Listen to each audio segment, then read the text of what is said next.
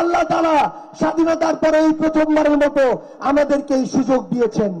আগামী 50 বছরেও এই সুযোগ আসবে কিনা আমরা জানি না। সংগ্রামী ছাত্র জনতা, প্রত্যেকের কাছে একটা বার্তা পৌঁছে দিতে হবে। আমাদেরকে ওই মানুষদেরকে প্রতিষ্ঠানে নিজের দলের কোন চাটুকারকে সভাপতি সেক্রেটারি বানিয়ে শিক্ষা প্রতিষ্ঠানকে নষ্ট করবে সেই বিরুদ্ধে দাঁড়াতে হবে। যে মানুষগুলো শ্রমিকের সন্তানকে শ্রমিক বানায়, শ্রমিকদের চালিয়ে যেতে হবে। যে মানুষগুলো নিরপেক্ষ প্রশাসনের কথা বলে কিন্তু রাতের আধারে প্রশাসনকে প্রভাবিত করে নিরপরাধ মানুষদেরকে হয়রানি করে। সংগ্রামী ছাত্র জনতা, আমি শুধু আপনাদেরকে এই অনুরোধটাই করব, মহান আল্লাহ তাআলা স্বাধীনতার পরে এই প্রথমবারের মতো আমাদেরকে এই সুযোগ দিয়েছেন। আগামী 50 বছরেও এই সুযোগ আসবে কিনা আমরা জানি না। আমরা যেন আমাদের এই আমানতের খেয়ানত না করি।